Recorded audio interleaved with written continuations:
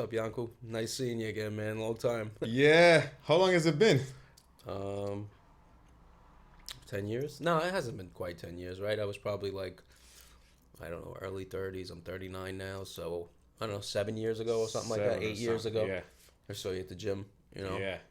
You were wearing a hat. Yeah. That. And I always wear a hat. There was a time where I wouldn't, like, I stopped wearing a hat altogether. I want to say like in my early 30s, because I was I was fearful that I was going to lose my hair. So I would constantly style my hair, and I'd go to the gym all dolled up, wearing like with not gel, but like this specific like hair treatment. It's called olive oil.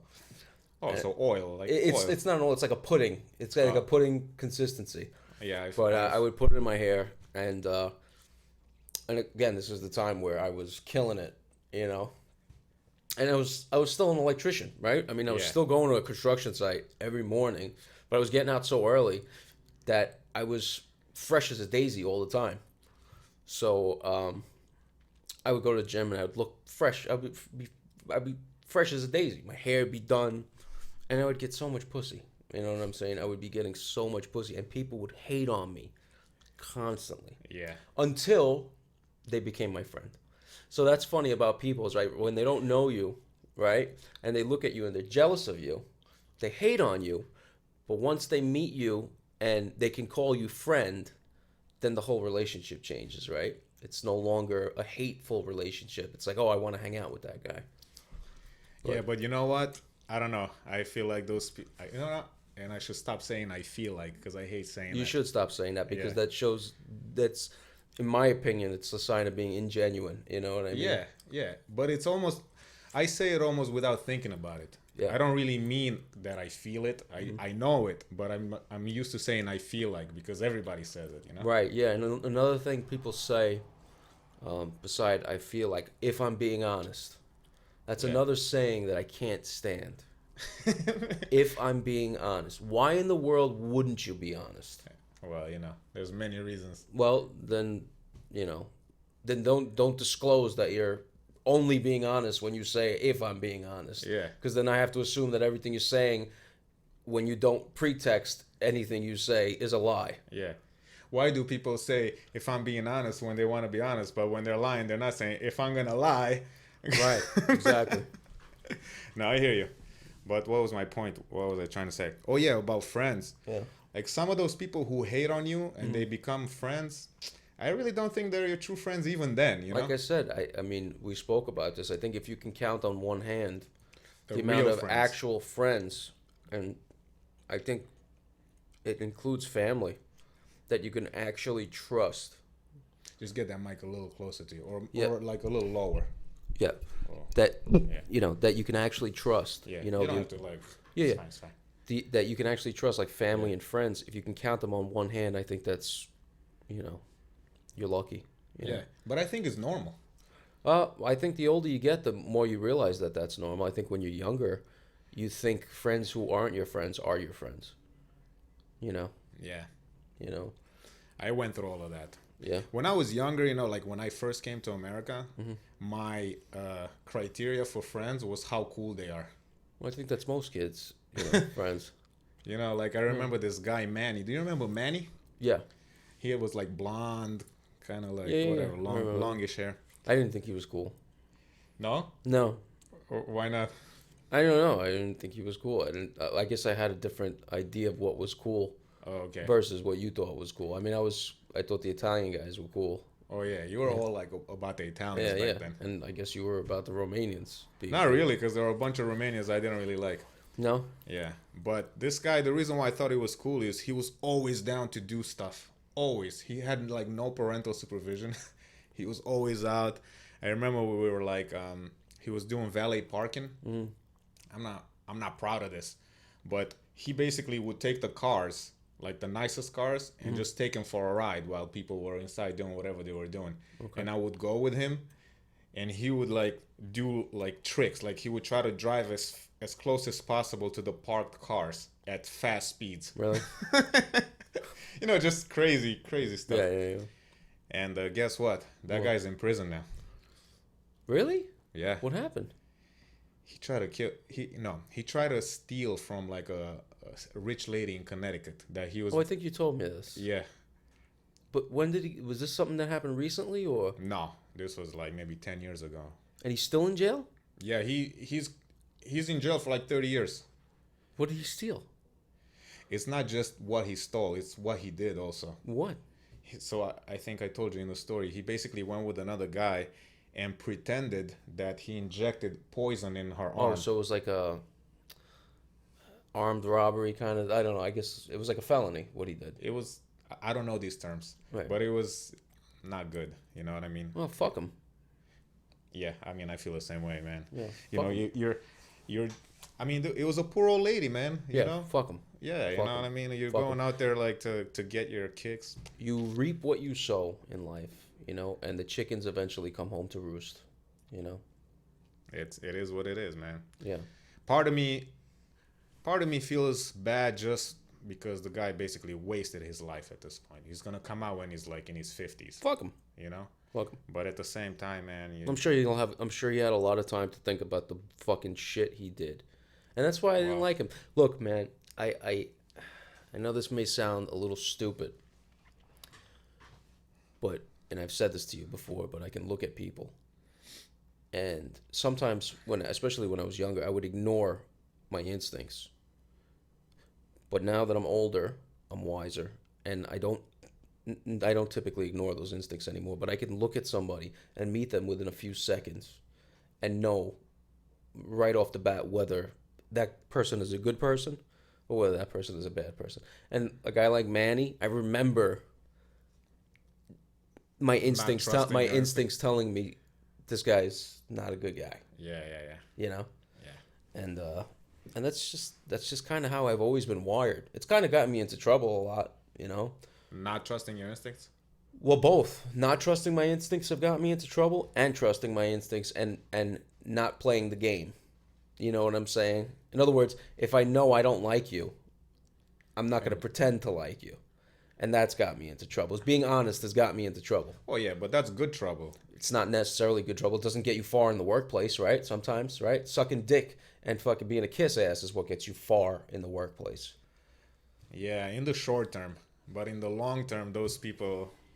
I don't know, man. It seems you say that, but I think that our society for the last 50 years has been built on a facade of, you know, a bunch of ass kissers and a bunch of just shit people being consistently rewarded for the last 5 decades. And maybe now the tide is turning, you know, and I truly believe it is, you know. But you mean in the workplace or in general? In general, I think the tide is turning everywhere. Yeah, I think the tide is turning everywhere. There's a lot of signs from every angle. There's a lot of the truth is finally coming out. Yeah. In a lot of different places, and again, man, God, I do believe in God, and I do believe God's watching out for us. You know. Yeah, man. I'm telling you, man, when I started believing in God first, it was like crazy to me because I was so against the idea of God before that. I can't believe you were so against it. I mean, at most, I was indifferent. You know why? Because, and this goes back to the whole intellectual thing. Mm-hmm. It's because in my head, I was like, unless there's proof, because in my head, it wasn't like I didn't think there was a God. You know what I mean? Necessarily, but I wasn't gonna start praying and do all of this and that unless I knew for a fact. That was my whole thing. I need to know. I can't just be guessing, right? That's the whole purpose. Is you're not supposed to know. Yeah, that's the whole purpose of faith. Because with faith, that's why it's called faith. You don't have the proof, so you believe it. You know what I mean? So, but then, in some weird sense, there is proof. You know what I mean? For me, because that's why I started believing, when I started reading the Bible, I just noticed so many things that resonated in my life. You know, lessons that were taught in the Bible that I learned on my own before I started reading the Bible. Yeah. And more of those things started resonating with me. So I was like, huh. Well, can you give me an example? Well, I guess... I can't really think of an example right off the bat. but it's something like something about. I mean, with me, it's always been like I've always been a very honest person. You know, it's hard for me to lie, basically. Yeah, that's a good quality. Yeah. So so you know the Bible is all about the Bible is all about telling the truth, and then no matter what, even if you don't gain short term advantage when you're telling the truth, that you should still tell the truth. And I don't know, that resonated with me because I always felt in the back of my mind. Can you delve into that a little bit? Like, because that's interesting. Even if you don't gain short term advantage, you should still tell the truth, right? And most people would lie to gain short term advantage. Most people would. Yeah. And I'm not gonna lie, including myself. Like sometimes that temptation is so strong that it's hard to resist, you know, and that short term gratification is just so, you know. But I'm just interested to know why you like why you always knew that. Why was that always like an innate thing for you? To not lie? Yeah, like in other words, why you always knew that relinquishing short term gain. Yeah, I didn't know. It was more like I couldn't do it. You just couldn't do it. No, man. It's like hard. It's so hard for me to lie. Like you can tell on my face when I'm lying. That's good, man. You know, and I know that people can see. I know that people can tell that I'm lying. It's because, and you know, this is part of what the Bible says, that everything.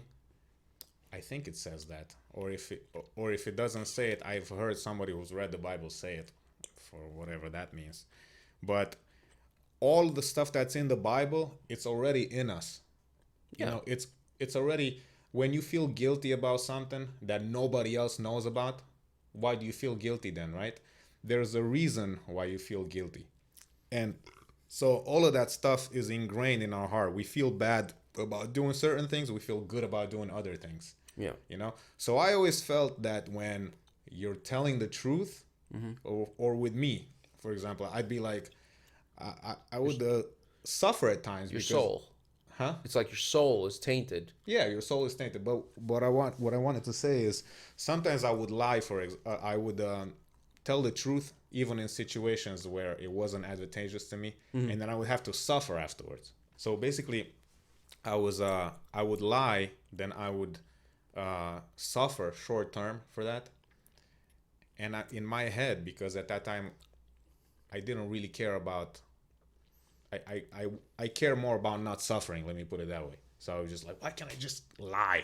You know, like other people, it's easy. You know, then I wouldn't have to be subjected to like this suffering. I could just do it and blah blah blah. You know. Right. And then, but so even when I was doing that, part of me was like, but you still didn't lie, so it's good. I don't know what part of me, what was that part that said that to me, to myself, you know what I mean? But I always felt that was a good thing to not lie. And then now I'm old enough to look back at life and kind of see where I went wrong, where I did right, what I did wrong, you know what I mean? So I saw that actually, even though I suffered short term, long term it was still better. Right. You know what I mean? Right. You have wisdom now. I mean, it was life experience has taught you that the shortcuts don't always pay off. You know, they may feel good in the short term, but they don't pay off in the long term. You know, and it's true. It's true. I mean, all the old sayings are right on point. You know, the old sayings and all that old wisdom is so. It's so relevant to how to live life, you know, and that's part of what the Bible is. I mean, the Bible it's a manuscript. It's a manual as to how do you live your life. And again, we talked about this before. You believe the events in there actually occurred. You know, I believe they may have, or they may haven't. They may have not. But I think for the most part, it's poetry. And it's a metaphor on how to live life. I mean, and you look at, like what's happening now, right, in society, right? There's this massive inflation that everyone's talking about. The dollar is really kind of failing. And most people don't even pay attention to what's happening. Most people aren't paying attention to it. Most people just realize that their money is buying less, right? It's buying less food. It's buying less gasoline. And most people are starting to realize that, but they don't know why. And they're not, I don't think they're fearful of what might be coming shortly. And when you relate that to the Bible, and you look at some of the stories in the Bible, like Noah, right, where essentially God warns Noah. No one else is paying attention, but Noah's paying attention, and he prepares, and he, builds a ship, and he is the lone survivor of a flood that wipes out the planet. So if you're paying attention now to the events that are occurring in the world, I think it makes sense for you to really kind of start preparing for the worst, because I think the worst is yet to come.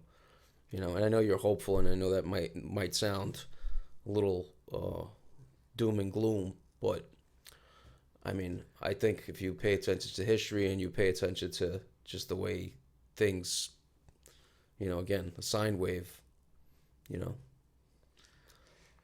I agree that it's gonna get worse. Actually, yeah. What we don't agree with is just the timeline on it. But I do think that it's gonna get worse. We're not at the lowest right now. No, we're not at the lowest. It's gonna get much worse. Yeah. I mean, and if you even if you're not a biblical guy and you're not a religious guy and you believe in math and science and you relate it to like a sine wave, right?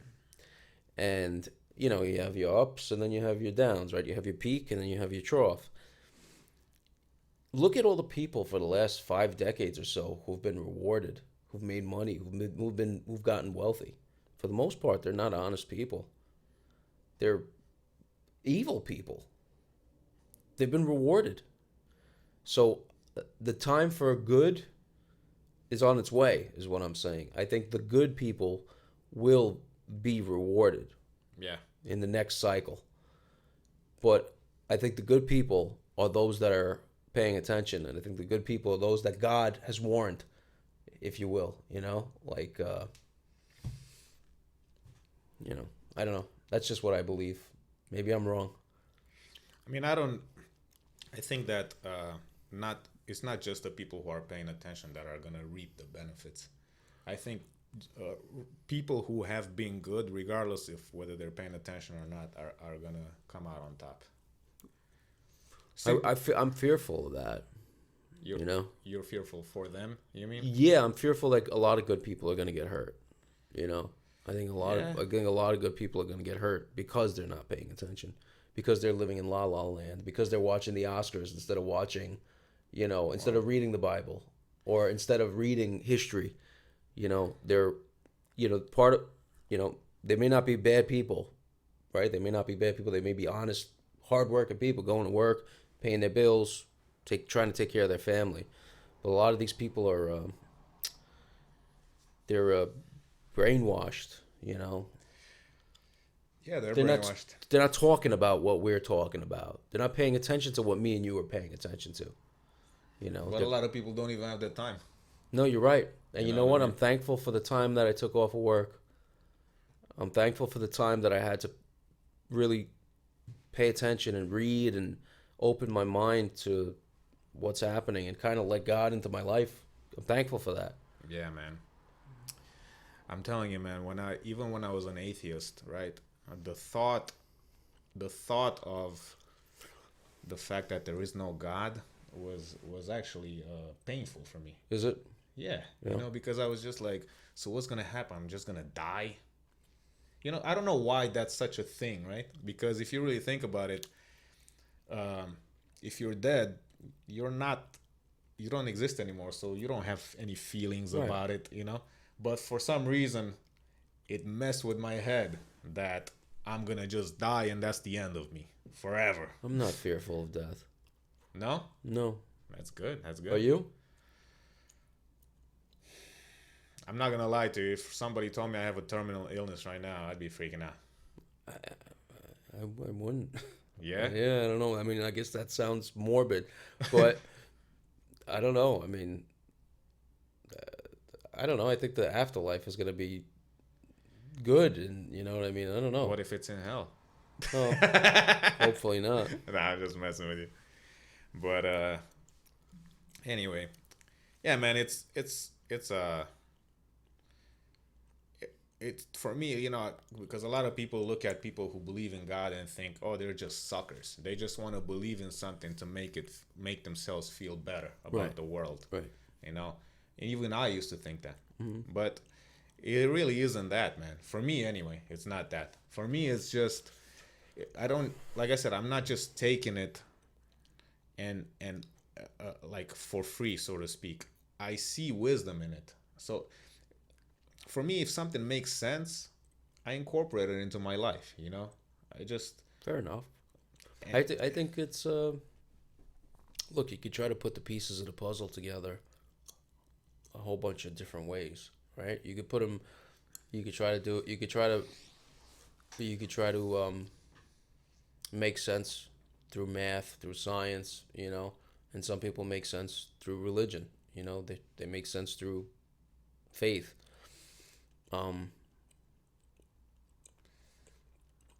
I just I think at the end of both ways of approaching an explanation of why we're here, they lead to an anomaly. They both lead to an anomaly. We both don't know. They don't know. We don't know, right? We don't know. Big Bang Theory. Sure. What was before the Big Bang Theory? God creating the earth and the universe in 7 days and 7 nights. Sure. Who created God? Right? Well, you can't ask that, because then God wouldn't be the omnipotent being that we all think God about. God is faith, and the other explanation, the Big Bang Theory, is trying to, through math and science, try to determine what happened before, and it's just the answer will never be known. We'll never know, Yeah, but you know what? Let me just... Yeah. What's up, baby? Let me just tell you this, right? Mm-hmm. So I actually did a podcast. He's going to jump in my lap now. Yeah, that's fine. Okay. I actually did a podcast about this. One of my own podcasts, right? He loves to be... Like, he loves his ears scratched. He's a cat. Yeah. But anyway, so I did a whole podcast, right, on well, not just God, but I talked about the evolution too. You know how I feel about evolution. But anyway, think about this, right? This is elementary, right? Mm-hmm. You learn in school, right, that energy is neither created nor destroyed. Right. It's just transformed. Right. I mean, you're an electrician, so you know this. Right. Or was that too much to say? No, that's fine. That has nothing to do with being an electrician, though. But maybe more of like a physicist would know that. An electrician but I'm wouldn't sure you really had know to that. take physics at some point for electricity. Yeah, but not that type. It's more like electrical theory, Oh, okay. But you obviously are aware of that rule. Of course. Yeah. So basically, right, with the Big Bang is basically what it's trying to tell you is that out of nothing came all of this. Right. Which basically contradicts that very basic principle. Right. So how are they able to... They say it's a singularity, right? It's a singularity. There was so much energy, I guess, compressed into this single point. Yeah. But it still leads back to that single point, right? And then where, like, it no matter which way you look at it, you cannot have something from nothing. Right. That just doesn't make any logical sense. Right. So then... Doesn't make any physical sense. I mean, Yeah. like if you believe in faith, if you're a man of faith, then maybe Exactly. maybe you can justify it, You mean with God being Yeah. being something from nothing, you mean? Yeah. But God always existed. That's the thing. Well, then by that logic, the Big Bang always existed. That small piece of matter that, whatever, was so compressed, because essentially that's what it was, right? It was just matter compressed into a single point. I mean, you could say that always existed, right? I mean, it's the same. I don't know what you can say, because it's obviously much more complicated than what. Or maybe what it's a we're cycle, right? Look, they say the universe is expanding, right? It's expanding up to a point where it'll contract. Right. Right? It'll eventually contract. Right. The whole universe will contract into a point, maybe the size of whatever existed during the Big Bang, and it'll happen all over again. Right. So there goes back to the whole cycle thing, right? This whole sine wave. Right. But still, that means that something is out there. Always. Always. Always out Always, there. right? Yeah. But it's, I guess if you want to, these things can get very complicated to But think about. they're good conversations to have. I mean, No, I know. I'm trying to think in my head, right, how I would. But to me, I guess you can look at the universe. I don't know. Because I was gonna say that the universe is the same basically as God. It has existed forever and it will be forever. It is. But I don't think the universe is God. Why? I think God is outside of the universe. Well, the universe encompasses everything. How do you know? Because that's what the universe means, right? Unless you talk about multiverses, right? They talk about multi-universes. Well, they do talk about that. Right. And I mean, well, let's change the definition of universe. But I don't believe in that. Right, but let's change the definition of universe to incorporate all the multiverses. So multiverse. Well, multiverse would indicate more than one universe. Yeah. Let's change the definition of universe, because universe indicates one amongst the many universes, right? Let's change the definition between me and you for the sake of this conversation to mean universe encompasses all the multiverses, and that would be God, in my opinion. Okay, so if there are, that means that you're God in a sense. Or no, I think we're all God. part of God. Right, we're all part of God, and that's what these Freemasons and these Jesuits and all these secret societies believe. Yeah, but they're evil, so they are evil, but they believe that they can achieve the status of God. Yeah. They believe that they can achieve godlike status here on earth. Through knowledge, through wisdom. Yeah. See, that's where I disagree with that statement that they make, basically, because you're not as evil as it is. There's something to that. I don't think so. Okay. Yeah, but I'll tell you why. Because knowledge, right, about how things work doesn't make you a better person, or doesn't actually tell you how to live life. The fact that you learn, let's say hypothetically that they're gonna find out how to teleport people from here to there. That would be a huge achievement, actually, right? But how would that contribute to people knowing how to live better? How would that contribute to people knowing how to live better? Yeah. If they figured out how to teleport people? Yeah, hypothetically. Or any scientific discovery. Because you said through knowledge. No, because you said that they believe they can achieve this status through knowledge. Through wisdom. Okay, so when you say wisdom, you don't mean like I think that learning how the atom works. I think that's part of it. You know what I mean? I think that's part of it. But I think for the most part, what like these Freemasons believe in is to achieve. They believe that they will elevate themselves to a god-like status, or if not become gods, by the accumulation of as much knowledge and wisdom and enlightenment, illuminating, right? The Illuminati, they believe they're illuminated. Right. And that will give them that. So that's what I'm saying, though. What you're referring to is not really wisdom. Well, what do you call, again, when Adam and Eve ate the apple? Right. Well, Eve was the first. But they both ate the apple, right? Yeah. When they ate the apple, what did they gain? Wisdom. They gained wisdom after they ate the apple. The bearer of wisdom was Satan. Right. Satan gave humanity wisdom. See, I guess we have to differentiate between wisdom and knowledge. You know. Okay, Adam and Eve realized they were naked Right. when they ate the apple. They felt shame. Mm-hmm. Those are emotions, right? Shame is an emotion. What does that have to do with knowledge? It has nothing to do with knowledge. That's wisdom. That's wisdom. That's knowing something is wrong, knowing something innately wrong because you're naked and you're out in the wilderness naked is wisdom. It's not knowledge. It is knowledge, but it's also wisdom because if we're animals, like your cat, Right. your cat's naked. It's not wearing clothes. It's got fur. It's not clothes, right? Yeah. If you shaved your cat wouldn't feel shame. Nah. Wouldn't feel shame. Yeah. Wouldn't care. But yet, when Adam and Eve ate the apple, they felt shame. That's what wisdom is knowing how to live, Yeah, I agree with you. Yeah, and Satan gave them that. Satan gave Adam and Eve that.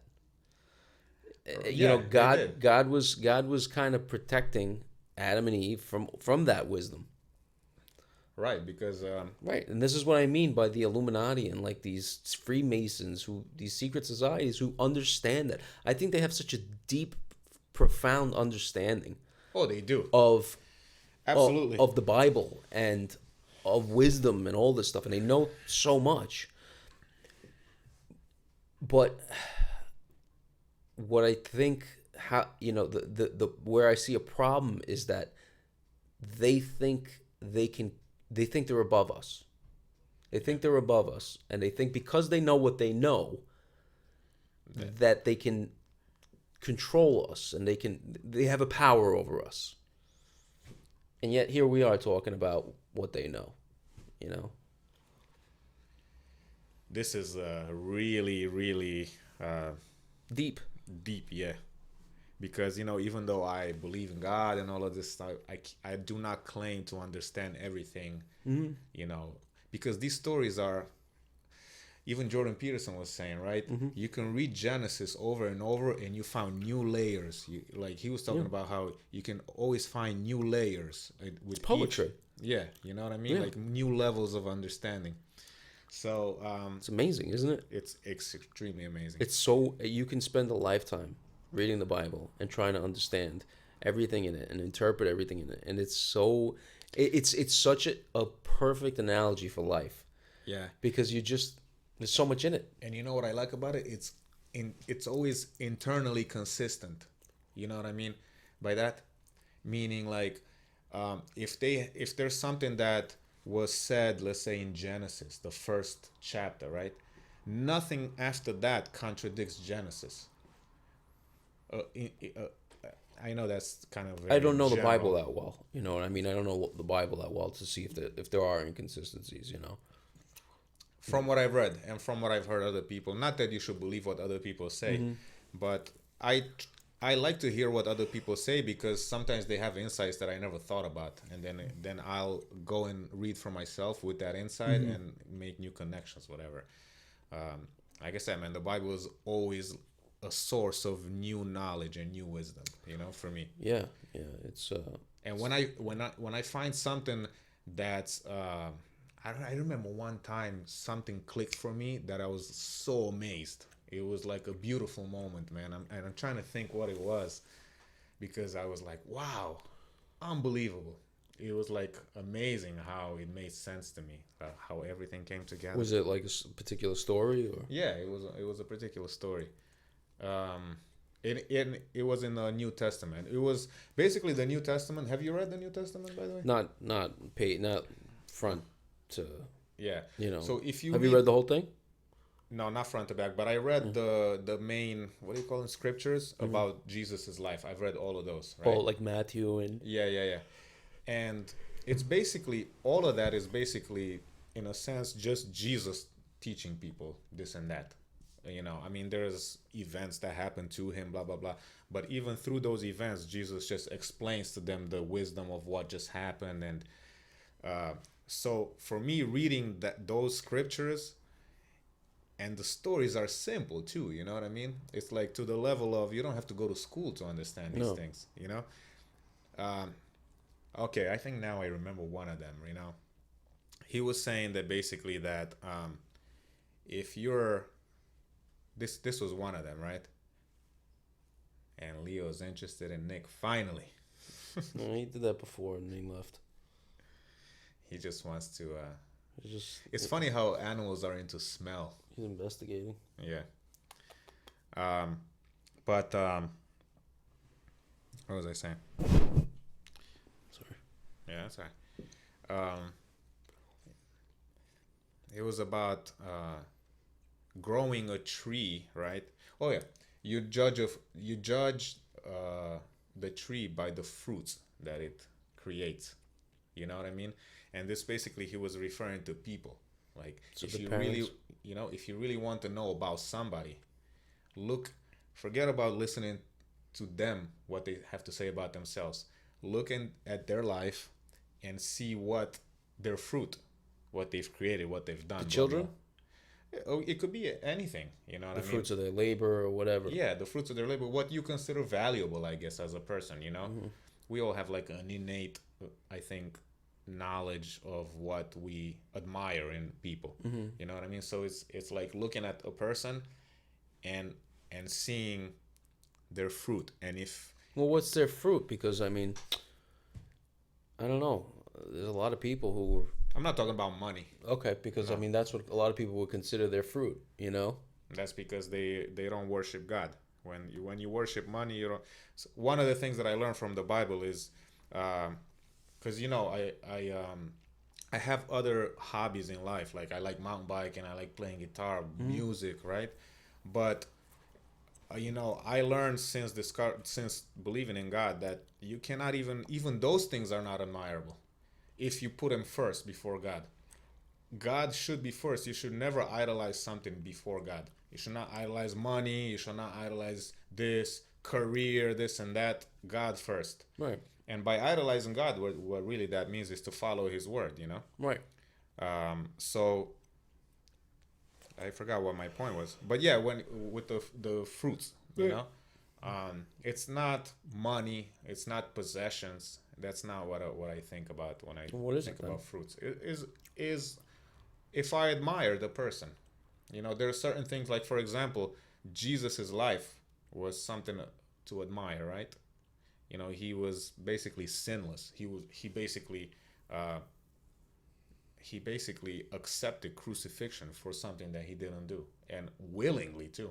You know what I mean? Mm-hmm. And that's admirable. Some people may say it's stupid. Mm-hmm.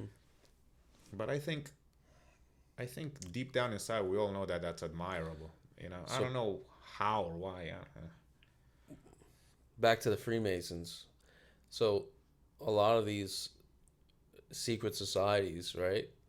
I think what they know, or the secret that they know is that supposedly Jesus had a child with Mary Magdalene. Okay. So, I mean, would that make him sinless? I mean, if that was in fact the case. I don't think it's a sin to have a child. I don't know. I mean, I don't know if it is or if it isn't. I just so supposedly the whole idea of like the Knights Templar. Have you heard of the Knight? You've heard I of the heard, Knights? but I don't know their philosophy. Well, the whole point is they're protecting the secret of Christ's bloodline. So in other words, Christ had a child, and that child had a child. Hold on. Jesus was never married though.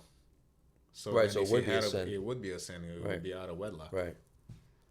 So that's the whole idea of these secret societies protecting So this information. So they truly believe that he had a son? Well, that's what my understanding of Freemasonry, Knights Templar, Jesuit order, all these secret societies are linked together. Yeah. They're all part of the same thing. And supposedly they're protecting that secret, which is interesting because if they think they can elevate themselves to God and they're protecting a secret, which essentially means God was just a man, there's a little bit of a, it's like something they know that we don't know as far as elevating to that level, and it's no wonder why they're all wealthy and you know.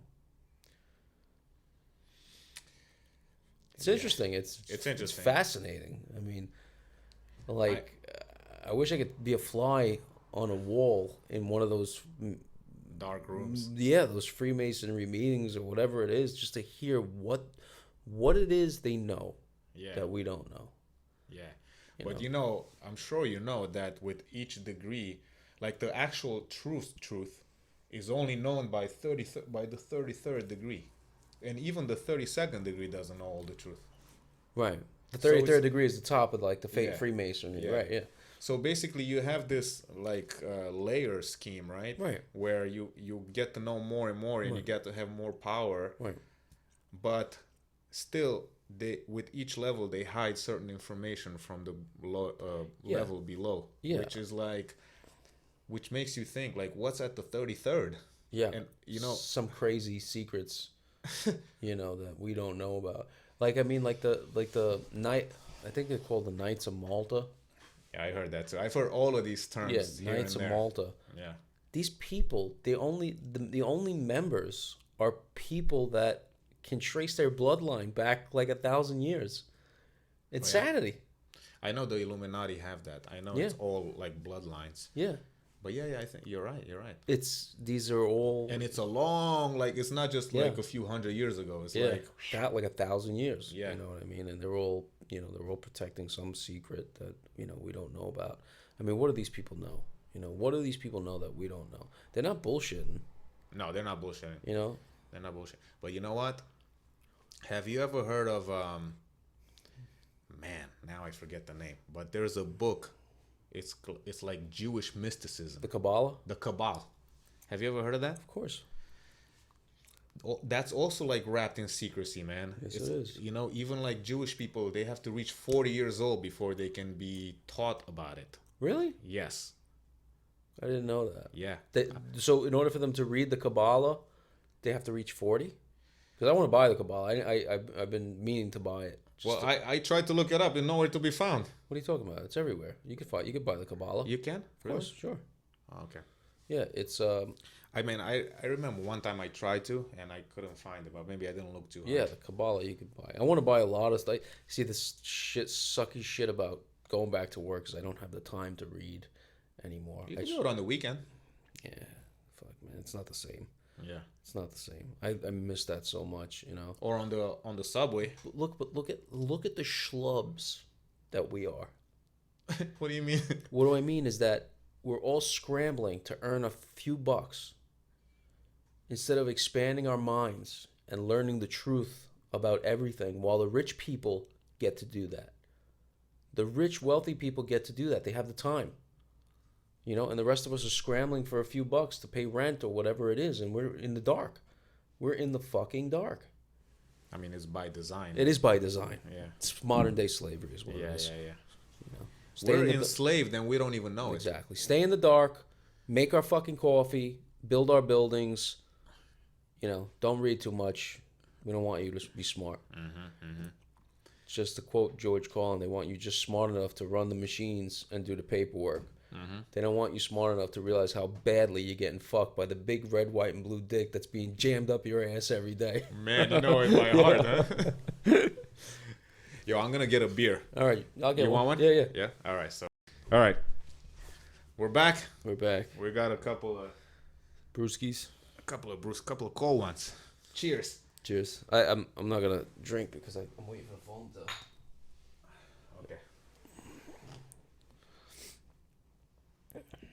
But let's go to this whole Illuminati thing, man, because this is really. I think it's something else. Yeah. You know what? I think that. I mean, I watch videos online. I don't know if you watch them about the Illuminati and stuff like that. Yeah, I mean, I told you, unfortunately, I didn't get to finish the book, but I was reading Behold the Pale Horse, Bill Cooper, and wow, just wow, man. The dude is, I really don't think anything he's saying is bullshit. Yeah? Yeah. So, do you want to share some stuff? Well, it's just, I can't think of all the top off the top of my head. Other, but the way the book is written, it's not like he's writing the whole book. So there's documents in there that he's in possession of that he includes in the book, and he's like, here, this is like a document that's like a secret. It's not even a secret. That's what's fucked up about some of this shit. They do it right in your face. Yeah. It's in plain sight, and there's documents that, again, we're all just willfully ignorant. The mass population is just willfully ignorant. They're not paying attention to where their tax dollars are going, who they're voting for, what the politicians they vote for are actually doing, and there's so much shit going on, man. And it's just like reading, again, I didn't finish the book, but reading it just opened my eyes to how much corruption there is and how much secrecy there is in our government. And, Yeah. But it's But the interesting part to me is that what they're hiding, right, is not necessarily. I think what they're hiding is beyond our imagination. In terms of the Bible, let's say, or in terms of things that are of that stature. You know what I mean? Yeah. I'm not. I'm sure they hide a lot of things from us, but some of the biggest things they're hiding from us, I think, would blow our minds if we knew what they were. Like, for example, like aliens. Maybe aliens, even though I don't believe in aliens, but they could be out there. You don't believe in aliens? No, simply because if I'm gonna believe in God and God said I created man, why couldn't he create aliens? I would think he would mention that. Mention that. He didn't write the Bible. God didn't write the Bible. Yeah, but it's, supposedly the Bible was written by men who were influenced by the Holy Spirit. Right, but if they didn't know about aliens. No, but they didn't know about anything they wrote in the Bible. Maybe we are the aliens. Maybe. I mean, I've heard people, people told me in the past that I'm a Starlink. You know what that is? A Starlink? No. Me neither, actually. I forgot. But it's some kind of like alien, basically, I guess, who's here on Earth.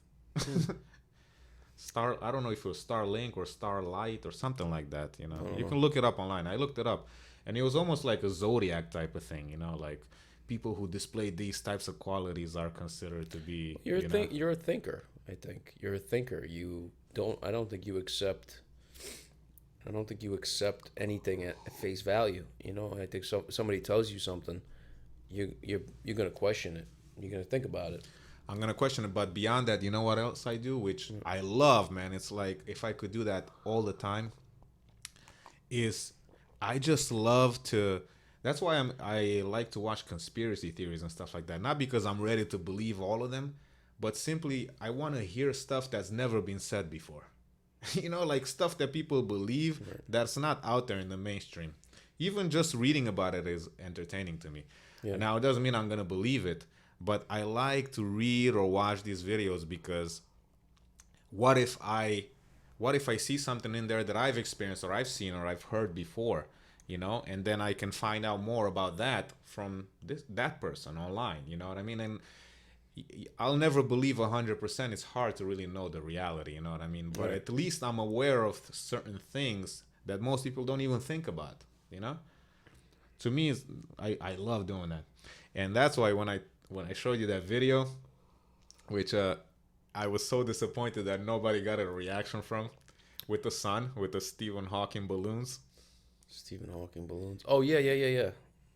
So, I didn't see anything. I still to this day. I mean, you said the sun looked like a dot. Yeah, you didn't see that? But that's the filter on the camera does that, I don't know, man. It looks so weird. The camera filter does that, and I mean. But a dot. Why would it turn from like this? It wasn't like that. That was the light radiating out of it. Well, I regardless, think it was a filter, but I think it was a filter issue. You know, it could be. I'm not, and I'm not saying that I'm right. You know. Yeah. But sometimes he does this move with his. I don't know if your cat does that. What does he do? He kind of like has this jerky movement of his paw. I call it the Oh Michael yeah, Jackson. yeah, I know what you mean. Yeah, like they'll just do that. Yeah, yeah. I call it the Michael Jackson. Yeah, Because Michael Jackson used to do like crazy fast moves like that. He's funny looking. Yeah. But anyway, so yeah, man, this type of stuff, like that's what I'm all about, man. Sam Adams good. It's good, man. Yeah. Especially cold. I just bought Modelo. Yeah. I don't really like Modelo. No, and then I had a Stella. You like Stella? I had Stella the other day. Stella's good. Yeah. You know what I also like? Leffe. You ever had Leffe? It's like a Belgian beer. No, I never had. Is it a wheat beer? Yeah, it's a wheat beer. But anyway, yeah, man. So going back to these Illuminati guys, man, I really do think that they know stuff that we don't know. I agree. And it's stuff that would blow our minds if we really knew. But I think that we could know. I think that if me and you quit our jobs and we invested our time, full time, reading, just reading. Yeah. But do you think that would give us an advantage? Yes. In everything. In everything. I think the last 2 years that I spent, or year and a half, whatever, reading, just anything, but not trash, actual literature and actual history, I feel enlightened. I feel smarter than most people. I feel like I've elevated. You feel like the Illuminati? Not to that degree, but I feel like I was going there. And the thirst for that knowledge just grows, and I want it, and I miss it. Yeah. For sure. And I think that's what these people probably do. Is they probably read. They're probably avid fucking readers. They're readers, and they recruit. You know this. They recruit the smartest minds around. Like, they at least that's what I've heard. When they recruit talent, I could be wrong though. When they recruit talent, they recruit people who are really smart, because basically they, like you said, they want to advance their knowledge of certain in different fields, right? So they want people who can do that for them. Right. But I mean, when you look at any of the best investors, best like hedge fund managers, and all these rich people, there's always a common denominator, and it's all they're all avid readers. So I said the way I started was I started following some of these, because I like money, man. I know you think that might be an evil thing, you know what I mean, but I like it. I like the freedom that it affords you, and I'm all about freedom. I wouldn't give a shit about money if I could be free without it, But you're not gonna be free with it either. Of course you are. If I had $20 million cash, I could fucking spend the rest of my time reading and doing whatever the fuck I want. You think you would.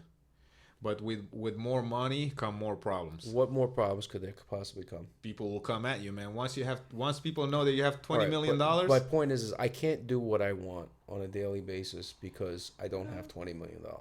Right? I can't do it because I have to go to work. And most of my time is spent doing a fucking job that I'm smarter than, that I'm better than, but I'm doing it because I have to do it. Right? And when I get home, I'm tired. And by the end of the week, I'm fucking tired, and I can't do the things that I really want to do, and that's most people. So tell me how money's evil in that respect when we're all slaves to it, I mean, I'm not saying that money is evil. You just said that. No. The pursuit of money is evil. Not the pursuit. Actually, I should even rephrase that.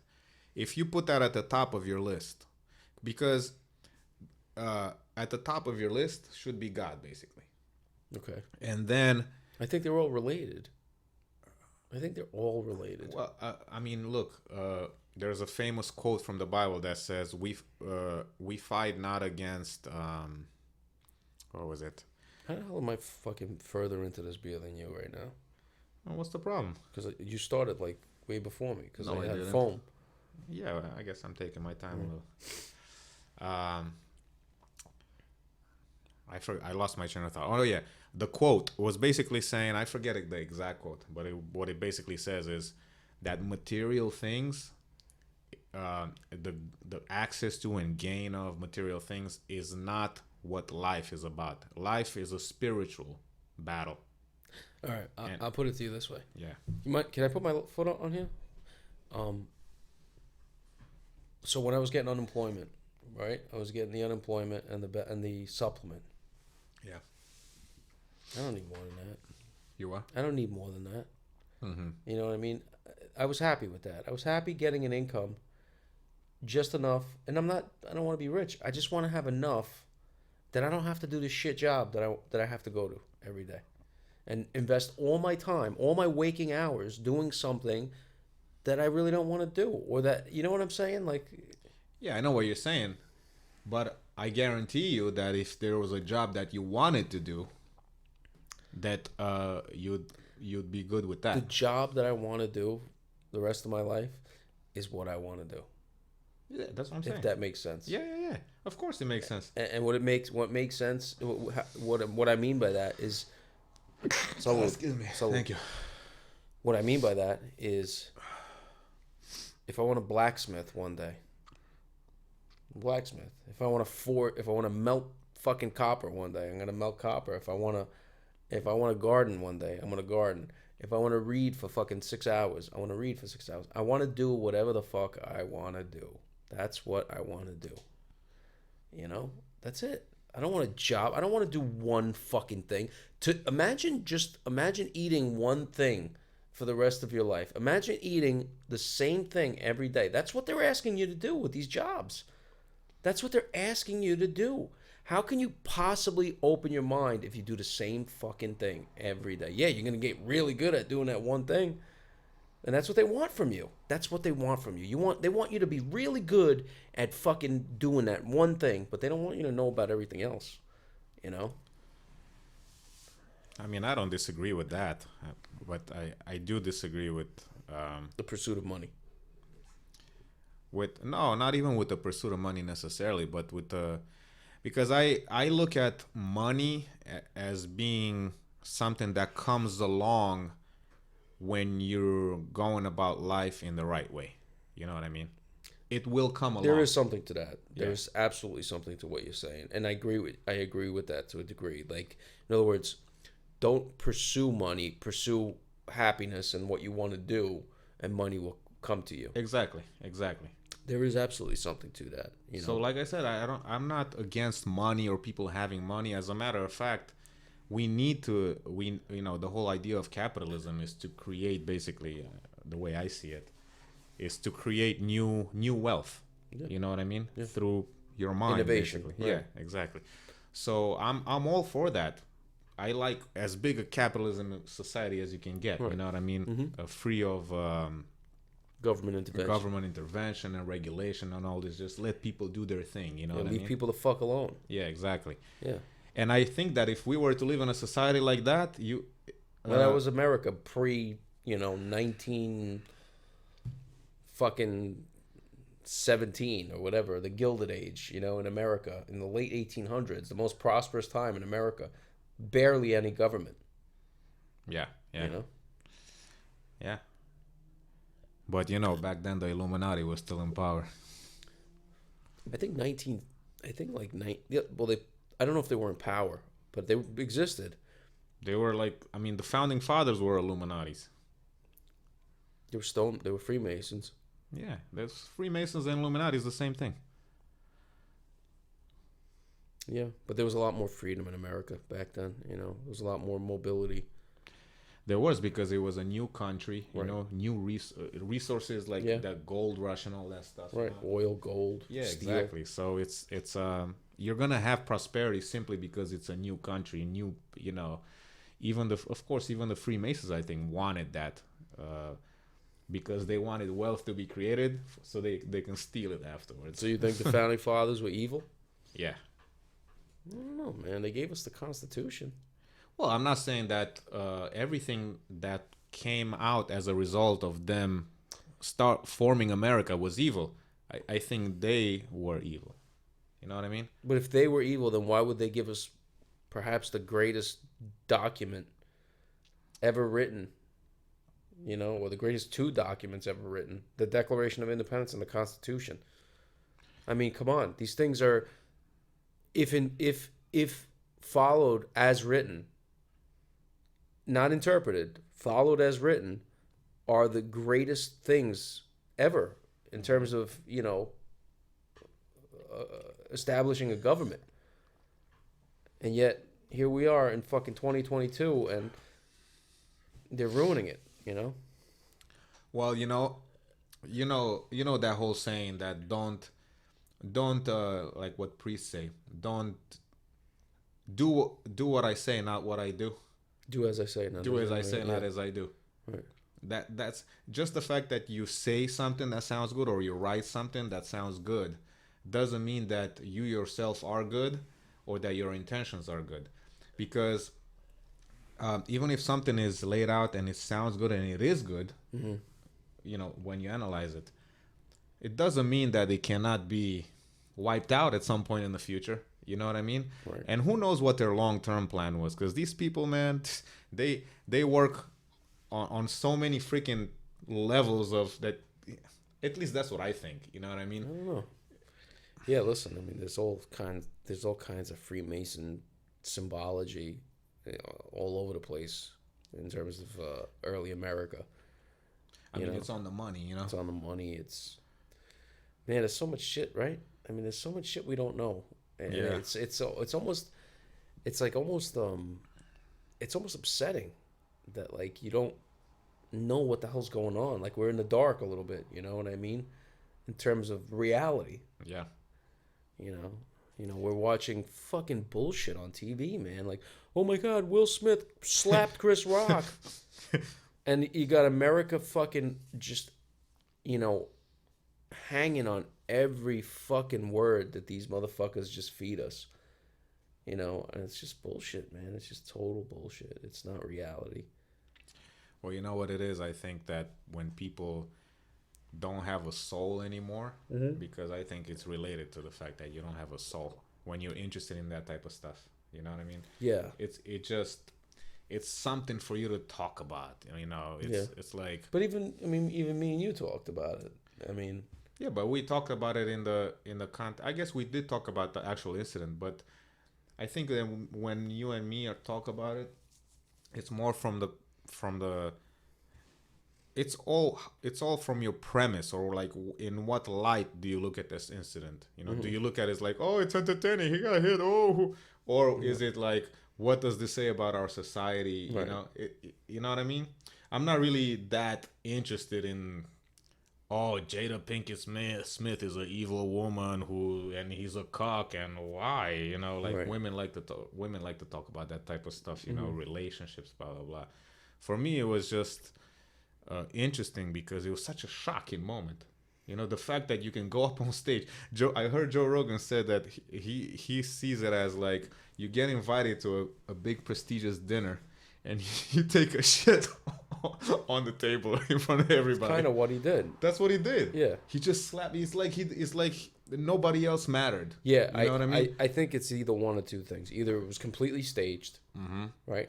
Or it's just a commentary on how fucking crazy society has gotten in terms of people like Will Smith, these rich fucking motherfuckers thinking they're above the law and thinking they can do whatever the fuck it is they want to do. And it's gotten to that extreme where rich people, powerful people in Hollywood and sports just feel like they are absolutely above the law. They're above anything, and they can do whatever the fuck they want. And it's either one or the other. It's either he felt like he could fucking do whatever he wants and he's God, or it was staged. Right. I tend to think it was staged. Yeah, I heard. I see that argument too. Yeah. But regardless, either way you look at it, staged or not staged, right? It's still fucked up either way. Yeah, exactly. And that's still a statement about these people. Right, You know because what I if mean? it was staged, then it means that the people who were directing the Oscars, Yeah, they were you know, aware right, and like the whole right. that It's it's, just more like power. a sick It's just mentality. more power, right. Yeah, man, you know. Personally, I think it was not staged, right? But I'm not 100%, right? But I do strongly believe that these people just don't. The reason why he acted like that, if it was not staged, let's go with that for now, is because these people truly live like that. They do think they're above the law. Right. And they cannot turn that off necessarily. You know what I mean? But here's my problem with this, right? The fact that me and you are even talking about this, we shouldn't be talking about it. All right, let's go back to the Illuminati. No, it's not. It's not even the point. The point is, I'm saying, is that these people do absolutely nothing for us. They do absolutely nothing for us. And I think the whole point is to have, you know, like I said before, you got everybody in the office talking about Will Smith and fucking Chris Rock on that Monday morning, right? And yet here we are fucking talking about it. Yeah, we're talking about it in a different light, maybe than they were talking about it, but nonetheless, we're talking about it. And it's just occupying time and space in our brain when it shouldn't be. There's so much better things and more important things for us to put in here than that fucking trash. You know? I mean, that's all that is trash. To distract us, to just fucking keep us in the dark, man. So you think that, because you believe it was... Right, let's not talk about it. Who cares? All right, whatever. Yeah, you know what I mean. You get my point, though. You know, Yeah, what I get your point. It's like, come on, you know, like what are we doing ourselves as a society? You know, there was a time where people, you know, read books. There was no TV. People read books. People were so much smarter. I bet you people were so much smarter 200 years ago, before there was TV and fucking radio and shit like that. You know what I mean? I guarantee you, people, look at the way the Constitution was written. Look at the Declaration. Look at the words they use. Look at the way they wrote that. These people were fucking educated. They were intellectual. All they did was read. Yeah. Well, they learned their lesson from the British government. Whatever it was. Yeah, All I'm saying is they didn't spend their time jerking off and watching fucking TV and listening to radio and fucking poisoning their brains. Yeah. You know, we have a whole society. We're just consumers. That's pretty much That's all we are. do. Yeah. Buying things we don't need with money we don't have. Yeah, You know? exactly. Exactly. And they didn't like it when they bought it anyway. Exactly. You remember that George Carlin? You're a George Carlin fan. Oh, yeah. Obviously. Yeah. You remember that bit he had about stuff you own? What, your stuff is my shit, or my shit is your? It's when it's my stuff and your shit. I know what you're talking about. I'm not even sure if that's in the same bit that I'm thinking about. But he had a bit about saying how we get a house, and what's a house? Just a place to put your stuff. Put your stuff. But then you have too much stuff, and what do? You buy a storage space to put your stuff in, and then there's a whole industry. He was a visionary. He's a genius. He saw right through. But you know why, man? In my opinion, and he even says it about himself. He's like, I love language. I love looking at language and analyzing it. Yeah. You know, and there's a line in the Bible that intrigues the hell out of me, and I know it's true, but for some reason I cannot really explain it to people. When it says that in the beginning there was God, and the Word was God, and God was good, or something to that effect. What does that mean? What does it mean? I think that language and words, right? They're much more special than we give them credit. Oh, absolutely. You know? It's how you think. It's how you express. Exactly. It's how you express your thoughts. Exactly. And look at what they do. They restrict your language. By restricting your language, they restrict your thoughts. Exactly. If they can control what you say, they can control what you think. Exactly. Yeah. And not only. And I notice about you, you're pretty articulate. You Oh, know, thank you. you're pretty articulate, and so is Tudor. You know Yeah. what I mean? Yeah. Which makes And me so are you. which makes me think that he can think. You know what I mean? He can definitely think. Right? If you can see if somebody can express their thoughts articulately, it's a good indication that these motherfuckers can think. Yeah. You Yeah. know?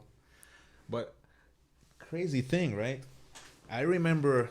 It's funny how some of the things that I had trouble with trying to understand them was happened at an extremely early age. Like I remember, I must have been not older than 10. I swear to you. And I just had this thought in my head that, when I'm thinking about anything, I'm using words Right. in my head, Right. right? Do you think in Romanian or English? I think in English. Now? Yeah? Yeah. That's good. Romanian is like, I'll be honest with you, Romanian sometimes sounds funny to me. Some words and some. Even I still I think in English, but there are occasions where I think in Italian. Oh yeah. Yeah, where I not think in Italian, but like a something, a way of saying something is easier to say it in Italian than it is in English, and I'm sure the same occurs in Romanian. You know, There's some sayings that sound better. Right. Yeah. Right. But basically, the whole idea that I was captivated by it at an early age, and it's not like I even talked to people about it. It was just a thought in my head, like, what the hell is this? I found it fascinating that I can have an argument in my head using words. And even now, I have a hard time explaining to you why that was fascinating to me. It's like, what are these words? You know what I mean? Like, what's... Right. And why are they so important? Yeah. I don't know. No, I get what you're saying completely. Like, Yeah. it's just like people don't even think about language as a tool that it's a tool for thought and expression of thought. And it's totally overlooked. Like, it's just like, hey, language, you know what I mean? But like, what the fuck is language? Exactly. It's a way, somehow or another, human beings figured out how to communicate with one another through words. Right. Which is crazy. Yeah. Which is crazy, right? I mean, at one point we were grunting. And then if you believe in evolution. Yeah, well, come on. I mean, it's pretty apparent. I mean, there's so much evidence. Nah, man, I don't believe it. But let's keep going. Let's keep going. No, well, that's part of the conversation, Yeah, but let's go back to Can it. I put this in the freezer for the next one? Because Yeah. I want to frost it. Definitely. So I had this thought when I was younger, I just found it interesting. Like, why am I having a conundrum in my head, but the conundrum I use words with, which is the exact thing that I have a conundrum about. It was almost like a circular thing I couldn't get out of. I don't know how to explain it. And that's life, right? Life is this circular thing that you can't get out of. It's kind of like the whole Big Bang. You know what I mean? Yeah. It all leads back to something that we can't explain. Exactly. But then, and so that was then, right? And then reading that in the Bible that the word is God, Yeah, kind of makes sense. Yeah, and then the fact that the Bible is basically a series of words, stories, it's like, it's extremely, like, it gets my mind going. Yeah. That's interesting. I never thought of that. I've heard that expression, the word is God. Yeah. In the beginning, are you sure it's the word is God or the word of God? No, the word is God. Yeah, I mean, I could pull it up. That's it's like literally in the first sentence of the Bible or something. No, it's not the first sentence of the Bible. First sentence of the Bible is in the beginning.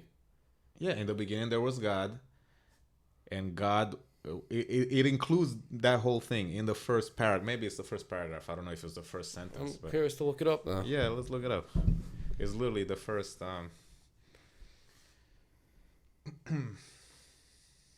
First paragraph of the first paragraph of the Bible. In the beginning, God created the heaven and the earth, and the earth was without form and void, and darkness was upon the face of the deep, and the Spirit of God moved upon the face of the waters. And God said, "Let there be light," and there was light. All right, so it's not in the first paragraph, but let's look up that actual statement.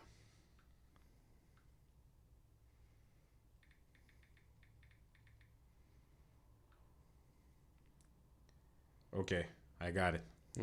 In the beginning was the Word, and the Word was with God, and the Word was God. Where is that, in Genesis? No, it's actually John 1.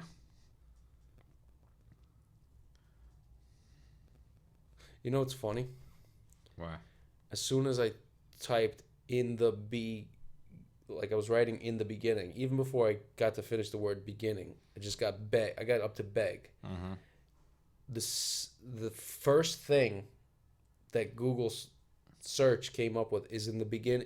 In the beginning was the word. Isn't that crazy?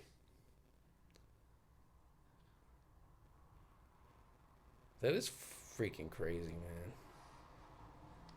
My mind just got blown. Right? Yeah.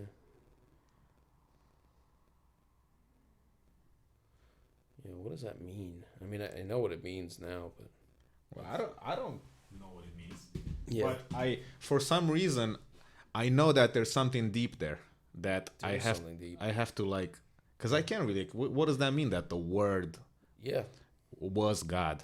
What does that actually mean? right. You know. I guess language is thought, and language is thought, and thought is God. I don't know. I mean, like it's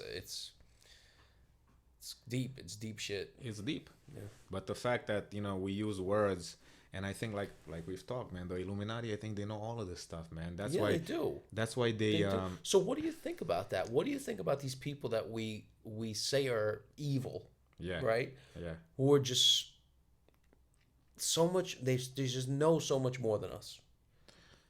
right. You know, they're full of wisdom. Yeah, they're smart. They're smart. Not forget about smart wisdom. Yeah. They're full of wisdom. Right. So what do you mean? What do I think? What do you think about the fact that we both believe that there's some evil there? Yeah. Because with wisdom, the more wisdom I mean, with wisdom doesn't come. You don't get necessarily righteousness from having wisdom, because you can use the wisdom to hurt people. You know, but they're not like Freemasonry and the Jesuit order and all these secret societies. They're not like explicitly evil, right? Like there's a hidden malevolence that's kind of there, but they're not like known. They're not. It's not like these societies are known to be evil. Not like everyone's like, oh yeah, the Freemasons, these guys are evil. It's like a subtle thing that guys like me and you, who really dig deep, understand that there's evil there. You know what I mean? It's not like just like blatant in your face, like Jeffrey Dahmer was an evil fuck. Right. You know, evil. It's like a subtle.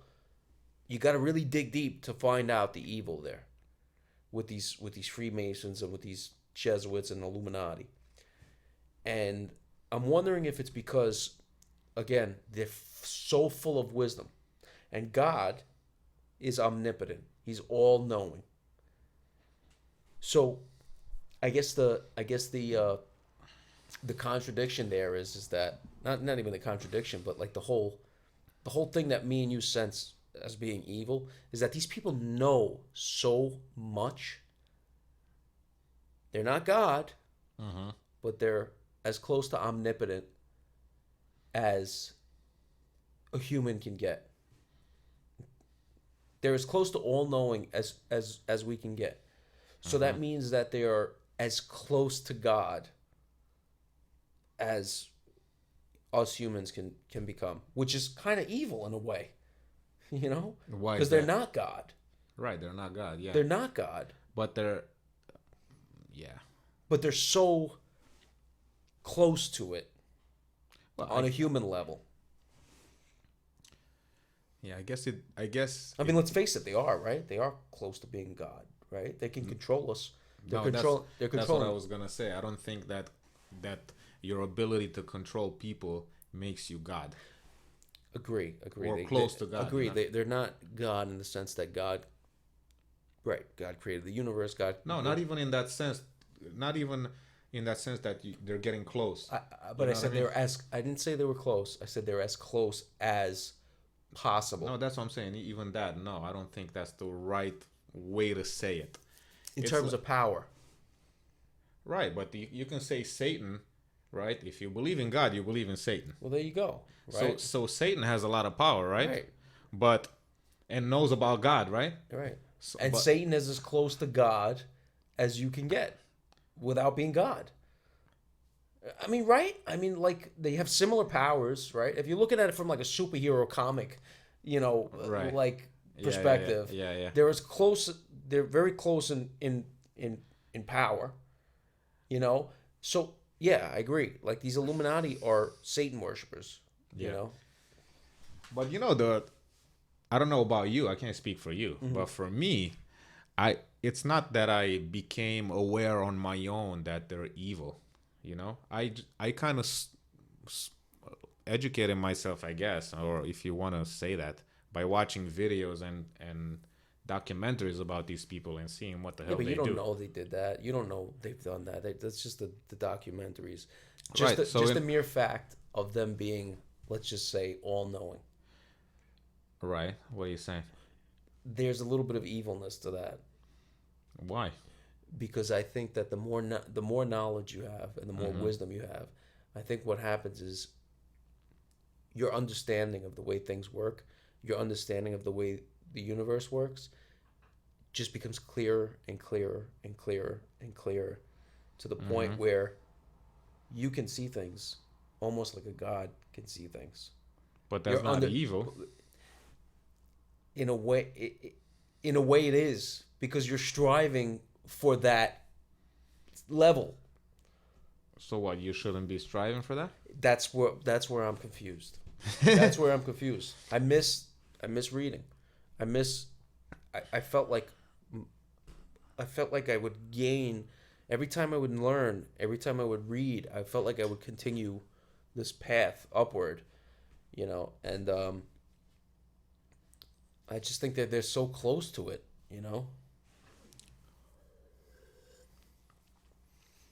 The problem, why I think it makes them evil, what makes them evil is the fact that they use that knowledge and that wisdom for evil against people. Instead of helping people, they use it against people. That's what makes them evil. The knowledge itself and the wisdom doesn't make them evil. It's how they use it. They want to control people.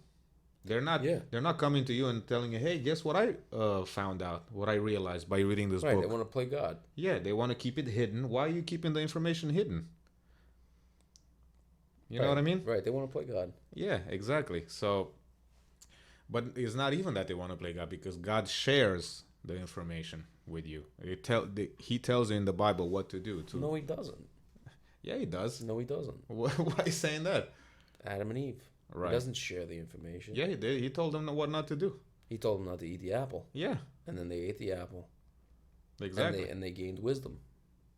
Right. So in a sense, you shouldn't search for wisdom, I guess, or you should just let, and that, in some way that goes back to one of my ideas. You should just let God work through you instead of trying to do this and that and having a plan to do this and that. You should just worship God, and God will work through you and do. As long as you follow His word, your life will be fine, and He'll take care of you. Forget about, like there's a passage in the Bible that says, "Rely not on your own understanding." I don't know. It's confusing. It's confusing because it's like, again, Adam and Eve, right? They realized they were naked after they ate the apple. Right. You say, don't worry about wisdom. Let God work through you. Yeah. Does that mean walk around naked? No, I mean that's a metaphor, It might have been real too. It's not a metaphor. I mean, it's legitimate. It's straight up. We realized there was something wrong because we were naked. Right. And that's part of what Satan did to us. Right. So if you want to be a true, believer in God, then shouldn't you fucking walk around naked? Shouldn't you be walking around naked? No, Why? because you could walk around naked if you were truly of God, but we're We are of God. God created us. right, according but to you. we're Look at how babies are born, naked. right. But as soon as they start learning But there about is the no. world, But notice how there's no shame in seeing a naked baby. exactly, that strengthens my point that we would, if we were truly of God, we would have no problem being naked. So if we were truly innocent, Yes. so why wasn't Jesus walking around fucking ass naked? I don't know, man. You know what I'm saying, though, man? It's a I lot know, of. I know. I don't claim to know everything, Yeah, But that's part of why I like the Bible. Right. It's like an everlasting, like. That'd make a lot more sense to me if he was walking around butt naked. That would be kind of funny, though. I mean, I guess they don't say he's wearing clothes, but No, he was. Yeah, actually, no. In the Bible, reading it, it was never. I mean, I'm not an expert, but I don't remember reading about what he was wearing. but wouldn't that kind of make sense? Wouldn't it make sense? Babies are born innocent. They're born naked. You could see a baby naked, and it's nothing, you know. So if innocence represents godliness, like Adam and Eve were naked, then wouldn't it make sense that Jesus, who was innocent of all sin, be walking around naked? You know what I mean? Yeah, I know what you mean. It makes sense. I don't have a rebuttal to that. Yeah. Well, maybe Jordan Peterson brew on that. Yeah. Wonder what he would say about that. Yeah, I love how he analyzes things. You know what he does? He's also like I mean, I don't claim to know what he really thinks because I do have. You saw that picture I sent you the other day, right? Yeah. People reading. 12. I got my friend into all of that. You too. saw what he was reading, right? 12 Rules for Yeah, Life. yeah. Yeah, because at first I was like, what's this picture of some random dude is reading? And then I zoomed in. Yeah, I saw him. I was like, oh, I wanted to say something to him, like give him the pound or anything. But I was like, let me leave the guy alone. Yeah. But I got one of my friends into Jordan Peterson, man. Yeah. Yeah, he was still is, I think. I mean, I don't claim to have found my way, but some people are much more lost than I am. You know what I mean? In terms of like their life. Men in general. Yeah, men, but women too. I mean, women No, much more so than women men. are all. No. I don't need no man. that's how you know they're lost. Tudor used to do it so good. See, that thing used to exist back then. What? That type of attitude. Yeah, that's true. That was the spawning of it.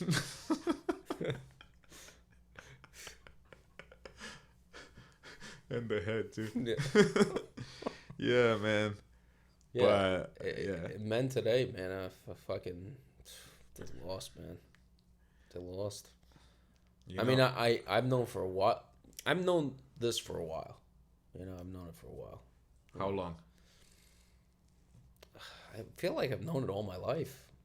Like I've always been the type to kind Not of. when we were like back when we were in our 20s. You didn't think like this. Did you ever see me back when we were in our 20s? Like, well, maybe I did. I was gonna say, like, sweat a bitch. You know what I mean? Like, I remember my ex-girlfriend, and I was 24? Lori. She was her parents were fucking loaded. I could have been fucking loaded right now. You know what I mean? Italian, I wasn't attracted to her, but whatever. You weren't? No, not really. So why were you with her? I don't know. It was a long story. I met her at a club. I was with my friend. I think you remember the guy. Whatever. Let's not mention names. Yeah, but yeah. anyway. And he was sweating her. And she was feeling me. You know what I mean? So whatever. Long story short, we hooked up. Next thing you know, I was dating her. Crazy bitch. But anyway, I didn't fucking I never bent over backwards for her. You know what I mean? I never bent over backwards for any girl I've ever been with. Yeah. You know, I mean, and nor should you. Yeah. You know? I mean, and I'm not saying this because we're the same, but I never did either, man. Because you always knew innately. Yeah. As a matter of fact, I think you remember back in the clubbing days when we used to go out to the clubs. Yeah. The reason why I didn't like going to the clubs is because I couldn't stand their attitude. You know? And I was like, I'm not below you. You know, that was my thought. Like, I used to think, well, they're acting like they're God's gift. And like, really? Yeah, like, and the fact that I didn't like that when you go into the club, the bouncers check you out to make sure that you're right to go inside as a guy. You know what I mean? Right. I thought that was demeaning. You know what I mean? It was. Yeah. And then how girls treating you in the club. What can you give me like a specific memory? Well, not really a specific, but I'll give you a general because it would happen all the time. just saying, you know, like, because, you know, we guys, we like hot women. Right.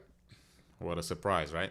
So the hottest women in there, I thought were the biggest bitches, you know, in terms of their attitude and the way they behaved towards, you know. And I was just like, I don't want to like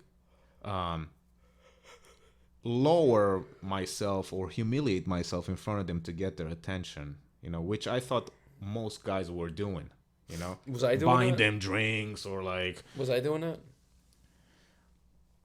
I think we were all to an extent doing it, meaning that, like, even for example, and I know you were doing this, and me too, trying to dance with them, you know? Even that to me was like, what the fuck am I doing? You know what I mean? There was something so unnatural about it for me. It's still unnatural, yeah. Trying to get closer and closer. It was so dumb, you know? Yeah. So that whole thing was never... like yeah, trying to get closer and closer to the circle. I hope she don't see me. No, but the whole thought was that they see you come close. Yeah. And then if they don't look like they're bothered by it, then you get closer. Yeah. You know, that was like that was back then. Yeah. I don't even know. I wonder if that still works. Yeah, I haven't been in a club in forever. Yeah. But anyway, so and then even in like my relationships, you know, that I've been in, I realized that, and this is how brainwashed I was. Sometimes I would feel guilty about this. Yeah. I would feel guilty about how I always wanted to be top in the relationship. You know what I mean? To not have her control me or like this and that, you know? And I would feel like, oh, you're selfish. This is what I was telling myself. You're selfish. You want to be... Yeah, because you're designed to feel guilty, right? Yeah, you're made to feel guilty. Exactly. When it was just a natural thing for me to be like that. Don't feel guilty. No, not anymore. Yeah, now yeah. I kind of like understand. Good. But back then when I was brainwashed, you know, I would have feelings of guilt. You know what I mean? And then these things are always reinforced in like your daily life at work. You know, not necessarily directly, but with... Yeah. You know what I mean? I mean, I literally at work... I remember not being able to be myself. Right. You know what I mean? I would have to like censor my personality in order to not get in trouble. Right. Well, it's like one of the worst things. Like how, with what you would say, or yeah, or how I would react to certain things. Now, I'm not saying I was perfect, and there were situations in which I could have handled myself better, of course. But there are definitely situations. I'll give you a story, man. And be honest what you think about how I reacted. Yeah. I was it was not even at work. This was with my boss and this guy that I've been telling you that I got into Jordan Peterson. So it's the three of us, right? Okay. My boss was still is a woman, right? Mm. So we're at the bar and we're very close to the bar, basically. And there were some people sitting at the bar. So they were so close to us, it was literally like maybe 20 inches between us. You know what I mean? Like, so we were having fun. And then this guy, the people were a couple, I guess, guy and a girl, right? So the guy suddenly turns to us and I don't know who he addressed. He's like, hey, you guys gotta have this. This is really good. Whatever he was drinking, you know. So we're like, oh, okay. Like, what is it, you know?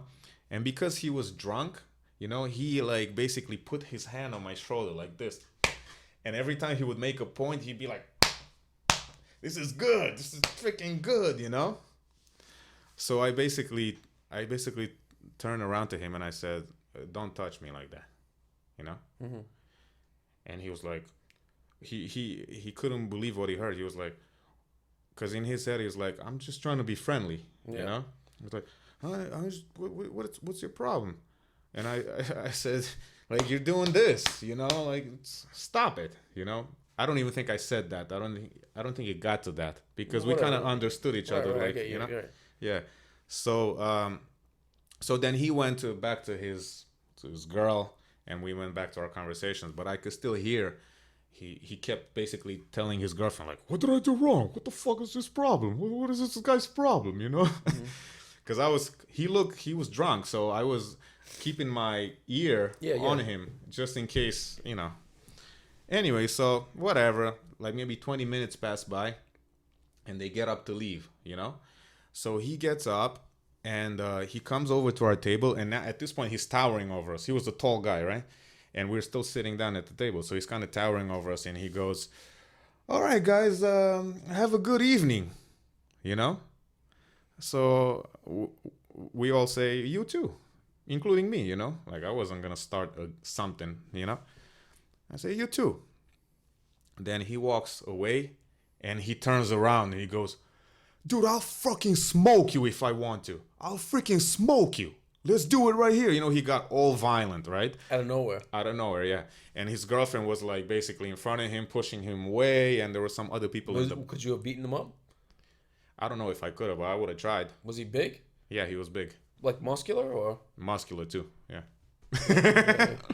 But anyway, so they leave because, you know, his girlfriend basically is dragging him out, you know.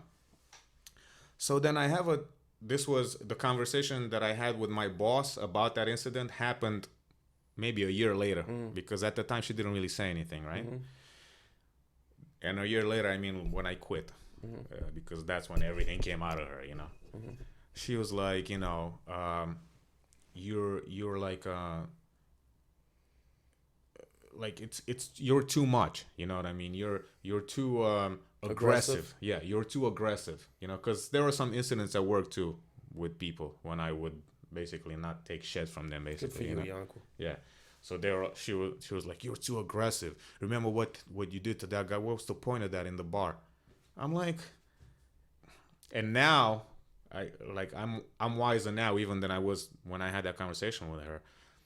Now I'm at the point when I'm like, you don't even know a man's life. You know what I mean? As a woman, fuck up. Yeah, as a woman, you don't really understand the relationships between men. You know, you're in no position to tell me what I should have done in that. You know, you're a woman. You guys never deal with violence. You know what I mean? And you shouldn't have to explain that to her.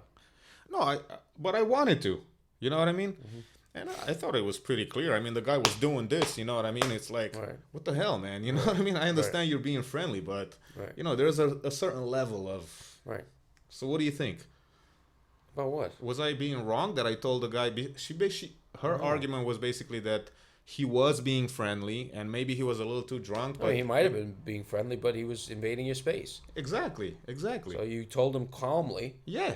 You told him calmly, don't do that. Yeah, right? Exactly. I didn't yell at him. And I'm sure it was annoying that he was doing that to you. Because I didn't do it at the first clap. Right. You know? He kept doing it. Kept doing it. The guy's obviously drunk. You know, you're like trying to enjoy a nice calm evening with your coworkers. And all of a sudden the guy is just fucking kind of invading your space. Mm-hmm. And you calmly tell him not to do that? You did absolutely nothing wrong. Now, if you fucking took a fucking swing at him after he did it the second time, then I'd say, yeah, you overreact. Yeah, exactly. You know? Dude, even when he came, because basically, it's deeper than this because she dealt with some like domestic violence when she was younger. So she's forever scared. No, I'm serious. Yeah, I know, fuck her. I'm serious. Anyway, so my point is, don't feel bad for fucking bitches. Yeah, like we've never been through stuff. Yeah. All right, cut. So, but yeah, man. So that I lived like that most of my 30s, with that mentality that my kind of like instincts were wrong. Yeah. That's not good, but it was not good for me, man. Well, at least you woke up. Yeah. At least you woke up to the nonsense. You know, I mean, there's still a lot of guys out there that are, you know, just getting their asses handed to them. You know? That's true, man. Just getting their asses handed to them. You know, fucking basically, they might as well have a vagina. Some of these guys. Yeah. You know? Well, it's funny, Jesse Lee Peterson, yeah. he says he often refers to men who are like that as women. It's like, you're a woman. They are. Yeah. And you know something? Like, even I was like, even at some point, I unknowingly, like, you know, fell to the fucking shit. You know what I mean? Just because it's just, you're being bombarded with. Like, this is what you're supposed to do. Yeah. You know? I mean, look at like, cartoons, right? Like, look at The Simpsons. How do they depict Homer? Like an idiot, like a doof, like married with children. Yeah, an idiot. He's a fucking idiot.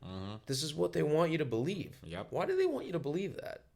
There's a reason why they want you to believe that. There is. I didn't think that they did that on purpose in the past. Let me tell you a story. When I was a personal trainer at Bally's. By the way, that was a lot of fun, man. Now thinking about it. What, being a personal trainer at Bally's? Yeah. Yeah. Why'd you say it like that? For some reason, I don't even know. It sounds familiar. Like we used to say it like that. Because remember when you guys used to make fun of me because I used to say exercise. Yeah, exercise. I'm a exercise. Exercise. Yeah. Tudor used to really make fun of you. Yeah. Well, I have a lot more of an accent than he does. Yeah, he's but like, I think he sounds completely American. No, I guarantee if he talks, I could still hear his. Yeah. Yeah, him trying to hide it, because even then he sounded more American than you. But it's. But you could still tell he wasn't. Of course. Okay. But that's because he tried to get rid of it. You know. Oh yeah. I don't think you're as concerned with it as he is. No. So I remember, right? I was a trainer, and there was this older guy back then. He was like in his 50s, early 50s, right? I noticed, this is a good story. And I noticed, you know how people have like, where people who are on dialysis, they have that big freaking vein? No. I don't know if you're, okay. No. So basically what they do is, and I don't even know why at this point, but they connect an artery and a vein surgically for people to be able to go through dialysis. Oh, I didn't know that. Okay. Yeah. And if you ever touch it, like if you ever touch that thing, it feels like an electrical, like, psst, like, really? Yeah. Anyway, so I noticed it, right? And being the guy that I am, that I've always been like, oh, what's that? You know, some people don't like to be asked about stuff. Maybe they're embarrassed, whatever. But he was cool, and he was like, oh, that's for dialysis. I have kidney failure, you know. I'm like, oh wow, and like, you're young, you know. He looked young. He wasn't one of those like old looking 50-year-olds. Yeah. So he goes, yeah, I was in a coma for like I shouldn't say 8 months. It was less, but months, right? He was in a coma and whatever. I don't remember exactly how he got into a coma. Let's get back to the coma thing. One of the things he used to tell me, and at the time I used to be like, what's this guy's problem? He used to have a big, and the reason why he was telling me all of this, he had a divorce, right? And I guess he was pissed at his wife for one reason or another, or at women in general. And he would just vent to me. He'd be like, don't you notice how they depict guys on TV? Oh, so that's how you noticed? What? That's how you noticed how they depict guys? Because this guy told you? No, because back then, like I said, I was like, what's his problem? I didn't see it that way. Okay. And even after, I saw what he was saying, but I didn't think it was done. I'm sorry to interrupt. So continue. Yeah. What did he say? Don't you notice how they depict guys on TV? Yeah, and I gave examples like I don't remember if he said The Simpsons, but, you know, definitely Married with Children he did. You know? So his whole point was that they're fucking destroying men. Yes, yeah. I guess he was trying to instill some wisdom in me. He saw that I was young, you know? And I didn't see it. I saw it as like, it's funny. They do that because it's funny, right. You know? Yeah. No, they don't do it because it's funny. They do it because they want to destroy us. now I know better. Yeah. Now I They know want better. to destroy us. They want to control the population. Exactly. If you destroy the men, you destroy the society. Yeah. Yeah. So, but anyway, that was that, right? So even this was apparent to people a long time ago. You know what I mean? Right. The fact that we're awake to it now doesn't mean that that some people weren't aware of it even back then. You know. Right. But anyway, the more interesting story, man. He told me he was in a coma. So my first question was like, "What happened when you were in a coma? Did you see anything?" You know. He goes, "I saw God." I was like, "Whoa." And I was so interested in hearing the story, but some people they don't want to necessarily talk about it, so I wasn't too pushy. But I remember... Did he have his mind in submission and his life on the line? Good one. I wonder if anybody will pick that up. Probably nobody, that reference. But anyway, so he said, "I saw God." So I was like, "Can you tell me more about it?" Because I was so curious, He goes, "Yeah." He's like, "I could tell you." He goes, "I basically was," he said, "I was so nervous." It's so interesting how even online, when I see people talking about it, the way they describe what happens after their death is still as if they were alive. Same qualities. I was nervous. I laughed. I felt this. I felt that. It's almost like you didn't really pass away. Same emotions. Yeah. So he was like, "I was so nervous." He's like, "that I was so nervous that I couldn't look up." He said, "I was at God's throne. I saw his feet," he said. And it was like all light, right? Bright light. But he couldn't look up. He was so scared to look up at him, right? So I was like, "Oh, okay." And so what happened? And then he said, "And I saw I saw my mom, my dad were there. And even grandparents that I never saw in my life were there. But I knew for some reason that they were my grandparents." And he had, I guess, Scottish background. So he did this whole thing like, "Come here, son," in Scottish accent. His grandparents were telling him, Right. And then he said that God did this. He kind of like counted with his finger, 1, 2, 3, whatever. He's like, "These are all your blessings from earth." That means people are thinking about you and care about you on earth. So not his ex-wife. Not his ex-wife, but you're not coming up here yet. You're going back, And then he woke up from the coma. That's interesting. What do you think about these kind of stories? I don't know. I don't know what to think.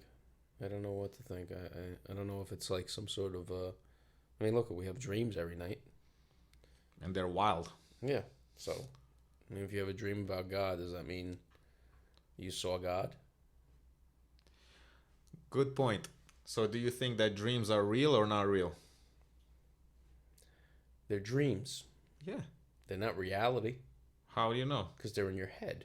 So everything else is in your head too. Right, but you wake up from a dream, right? You get out of bed. You perform physical activities. When you're dreaming, you're in your head. You're in your head. You can argue that this is a dream and that is the true reality. That would be a dream within a dream within a dream. No. Fucking Inception. Not even that. You could just say that that's true reality and this is a dream. Did you ever see Inception? No. Oh. Anyway, yeah, that's going back to the whole men and women and the relationships. Yeah, look, I mean, I don't know. I don't know about you, and I know you tend to. I don't want to say you dwell on the whole issue of like meeting somebody, and I know you want to. I know your whole thing is like you want to meet somebody and kind of like settle down, right? Like for me, I don't worry about it. Yeah. Like I don't worry about it. I'm enjoying not having that. Like there was a time I felt like, and not that long ago, that I was like, oh man, I gotta get married and stuff. And now it's like I don't know if you worry about it because of your age. I don't worry about it. That's what I was gonna interject with. Well, but you do worry about it because you think about it. Yeah, but it's not a worry. It's not a worry. Everything now, nothing is a worry anymore for me. Maybe I'm lying to myself, but at least, because I told you my philosophy is to just let God work through me, and God would add everything to my life that I desire. Right. You know, all I have to do is just follow in His word. You know Right. what I mean? So I truly believe in that concept. Maybe Right. not always with my actions, but at least as a concept, I believe in it, and I try to follow that. I'm kind of like thinking, I kind of think like that too now, like the way you just described it. Like I'm just kind of like day by day, kind of like just whatever happens. Yeah. That's why that's why like I don't fear death. Like I kind of like, I don't want to say I welcome death, but it's like when this thing ends, it ends. It's not. It is what it is. Like it's not like, you know. I mean, I see that point too. I You see know, that. I see it. it's just I remember being young and being afraid to die or having all these goals and all these dreams, and it's like I'm gonna be this and I'm gonna be that. And now it's like I don't give a fuck. Now it's just like it's a beautiful thing though. It is. It you is. know? It is. Not And it's giving the a right fuck. thing too. Not giving a fuck. Because I'm like I said, I'm the same way. That's the reason why the last few years of my life have been a result of that kind of thinking. The reason why I left Lenox Hill, where I spent there 11 years of my life. You know, Yeah, probably miserable. Out of 5 out of the 11. I was miserable almost all the way through. Really? Yeah. I mean, there was some good moments in there, but Anyway, point being is that I had built something there for myself, and towards the end of it, man, everybody in the hospital knew who I was, basically. You know what I mean? I had like a certain level of stature there. People would high powered people will come to me for problems, to help them solve these problems with the patients, whatever.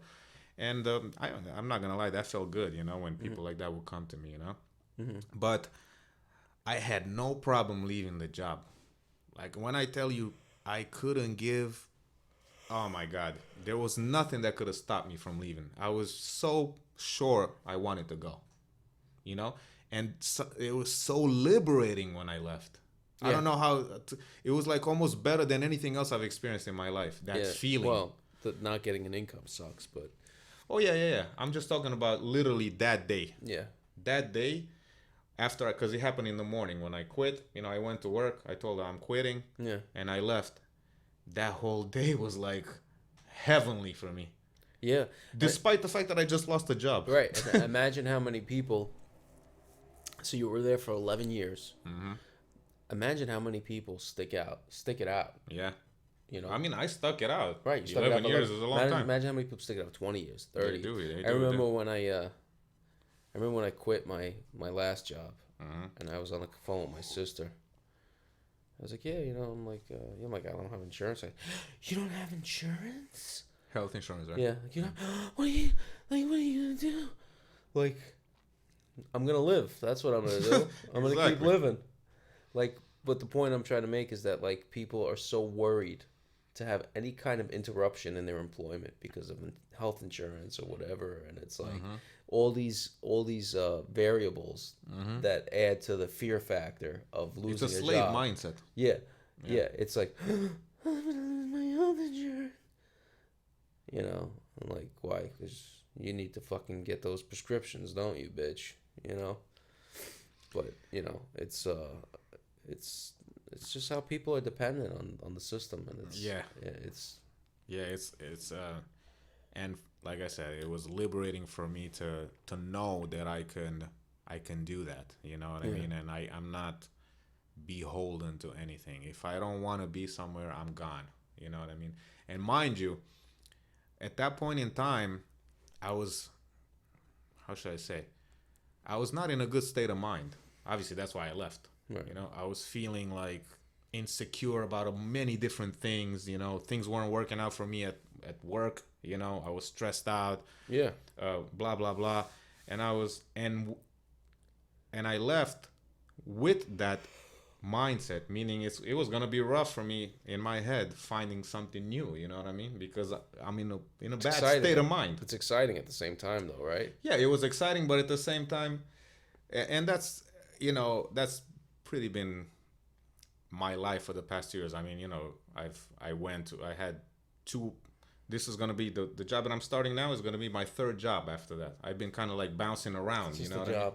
Yeah. Just a job. And exactly, that's how I feel about it. It's like I'm going where life takes me. That's it. You know That's what how I I mean? feel. Yeah, and I don't really like. Isn't that great? Isn't that a great feeling? It's good. Instead of kind of just stressing out about, oh my God, I gotta, my boss is up my ass, and like everybody's so fucking, worried about their job. Dude, I remember being worried about my job. I remember being worried about getting the work done and worried about what my boss thinks about me, or sitting in a meeting and just being nervous. And it's like, fuck you. Fuck you. Yeah, it's really This not is my worth it. life. You don't control my life. Yeah. You want to fire me? Fire me, motherfucker. Mm-hmm. Have Go fun. ahead. Enjoy. Yeah. It's not worth it. Yeah. Man. This comes with age, though, I think. Yeah. I think it comes with our age. It's like, Yeah, I man. don't give a fuck anymore. It really does come with age. Mm-hmm. That's why when I see, it's easy to judge people, I guess, even though I try not to, but when I see young people do certain things, I'm like, what the hell are you doing? You know what I mean? Yeah, But I'm they thinking don't with get it my yet. head now, you know what I Yeah. mean? But my 24-year-old would have done the same No, thing. They don't get it. They'll Yeah. work the 72 hours a week and, Yeah, I mean? yeah, exactly. Stress out over a fucking job because they think that's their life. They think that's the end of the road for them. And then also I see that young people are they're so desperate to fit in. Yeah. You know what I mean? With many things, with what society tells them, what their family tells them, everything they have to have somebody's approval. Yeah. You know what I mean? Yeah. And Not just somebody's approval. They need to have 200 likes on the last picture that they just posted on Instagram. yeah. Oh, but that's so depressing to me. Yeah. But yeah, like they live like that, and it offers them no benefit anyway. They're soulless. Yeah, they're soulless, and they think that they're soulless or they don't feel where they should be because they don't have enough likes, or they're not. They're completely out of They're where not they good enough, right? Yeah, exactly. You know what I mean?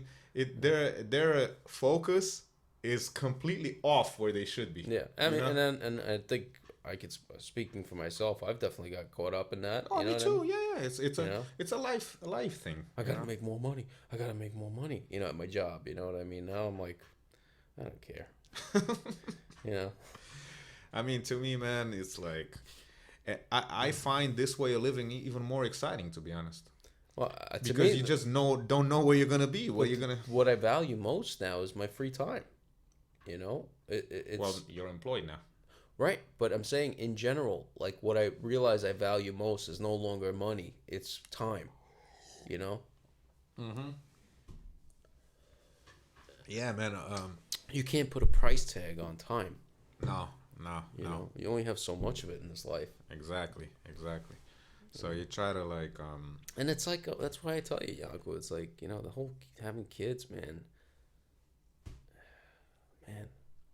I think it's so overrated. Really? Yeah. I don't think so, man. Okay. But why do you think it's overrated? Because I don't think for a man it was ever designed to be something other than. Look, being a father, yeah, you got to take care of your kids and stuff like that.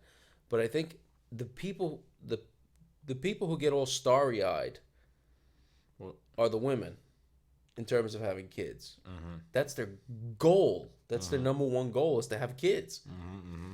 By nature, men are not designed to be caretakers. Right. We're not designed to be caretakers. We're designed to fuck as many women as possible. Right.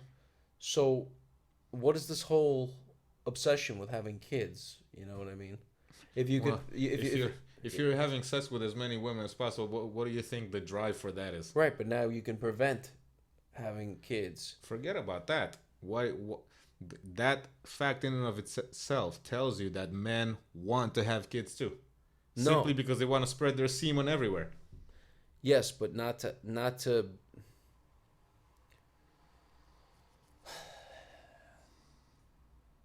We're designed to spread our semen everywhere. Yeah. But not to be caretakers. Well, that's different. So, but it sounds to me like you want to have kids because you want to be a caretaker. You want to take care of a child. No. I mean, I want to have a family. You know, the role of the caretaker is really of the mother. Right. But you're also involved in the kid's life. Dude, you know how many men I see fucking pushing baby carriages today? Oh, I mean, of course, I've seen that. Everywhere. Yeah.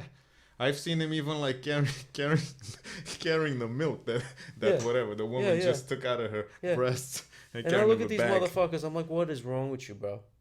Yeah, that's pretty. What bad, is wrong man. with you? That's a bad look. That's a bad look. It's not just a bad look.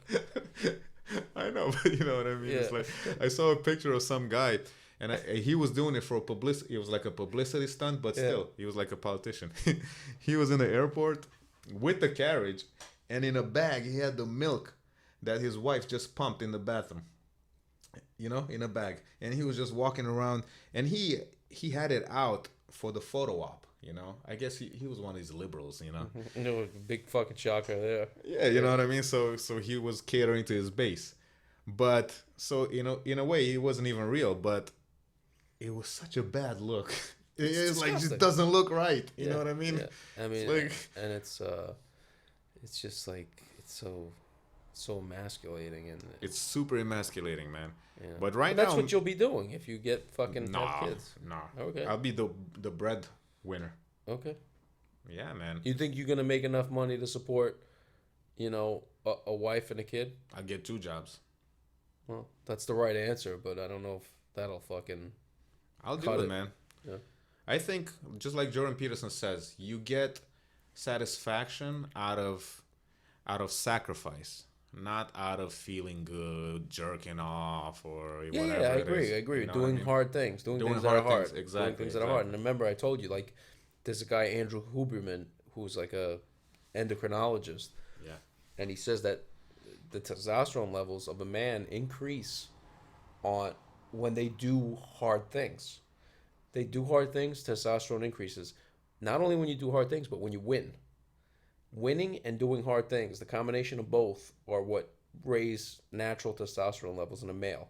Isn't that funny? Yeah, how fucking that's shit. pretty cool, man. Right. I think in a way, because I always, we've talked about this, but I always try to think, why do I like mountain biking so much? You know? Yeah, we talked about this. Yeah, because it's hard. It's hard, and it offers you the opportunity to win, you know? And it's like such a good feeling when you're scared of something, and then you finally have the guts to go for it. And so that's where you get your winning from? No, that's part of it. Right. No, but like it's interesting you say that because like you say it gives you the opportunity to win. Yeah. Right. For Like sure. like you to get past the hurdle. Yeah. Like there were some obstacles when I first started doing mountain biking at Cunningham Park, where they look like, oh my God! In my head, I'm like, I'll never do that. It's scary as hell. But you get past it and you feel like you won. Yeah, and then when you do it, I can't explain the satisfaction. I'm trying to relate that to myself. Like for me, it's the weightlifting. You know what I mean? For me, it's always been the weightlifting, and it's obviously the weightlifting is doing something hard. Yeah, That's something hard. Yeah. But there's no winning factor in it really, other than maybe saying I'm gonna set out to do a certain amount of reps with a certain weight. And accomplishing no, that. there is. It's called getting big. Remember how obsessed we were with getting big when we were younger? But anyway. No, the winning factor came with getting bitches, you know, with getting big. Yeah, and that's part of it, you know what I mean?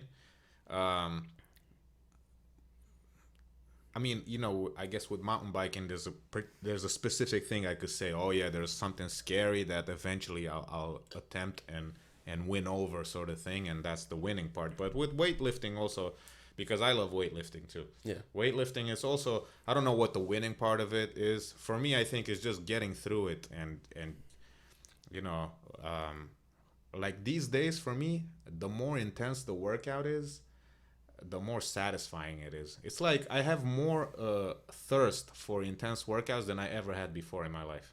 Really? It's so weird. That's great. When I was younger, I didn't have all of that. I was like going to the gym just because, you know, I wanted to get big. I still go to the gym because I want to get big. You know what I mean? Like I don't know. It's so therapeutic for me. Yeah, it's Lifting therapeutic. weights and just like I don't rush through my workouts. I kind of Take your time. I lift and I take my rest periods. You know what I mean? But it's not like I'm circuit training or anything like that. It's just lifting weights, man. I love it. I love it. Yeah, I fucking absolutely love lifting weights. One of my favorite things to do in this life. Yeah. You know? And I'm not ashamed to admit it. Yeah. You know, some people are like, because there's that whole stereotype. I will say something though. There is a stereotype with that, with the lifting weights. There is, yeah. Dumb.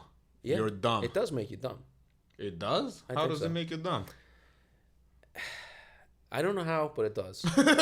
I don't think because you expend a tremendous amount of energy lifting weights. Mm-hmm. A tremendous amount of energy is expended when you lift weights. It's more than cardio, more than any other type of exercise. Maybe swimming. You expend more energy, but weightlifting, especially heavy weightlifting, you expend a tremendous amount of energy. And when you expend that much energy on that, there's very little left over for anything else. In the moment. It's very hard to recover from that. It's very hard to recover from heavy-ass weightlifting. So what are you saying? What I'm saying is that when you see guys that fucking big, bodybuilders, they're investing a tremendous amount of time and effort and energy into that, where very little is left over for any kind of, fucking reading or anything like that. You know what I mean? Maybe. I mean, look at Arnold. Arnold wasn't. Yeah. He's a fucking asshole. Fuck He that is. guy. He is. Can you believe how I've seen like so many people disappointed by him? Fuck him. Stallone is still the man. Yeah. Why? Because he keeps his fucking mouth shut. That's why. That's one of the. And when they keep their mouth shut, you know which side they're on. Yeah, pretty much. Pretty much. That's why, like my dad, right? He tells me, Yanku, stay away from politics at work, right? And I'm like, I mean, don't get me wrong, it's a good advice. I agree with him there, but this is what I tell him, Dad, there's no way I can stay out of politics at work because even if I keep my mouth shut, they know what side I'm on. Yeah. You know what I mean? You can't get out of that. Yeah, but if you keep your mouth shut, then they can't attack you. They can attack you, but they will still look at you in a certain way.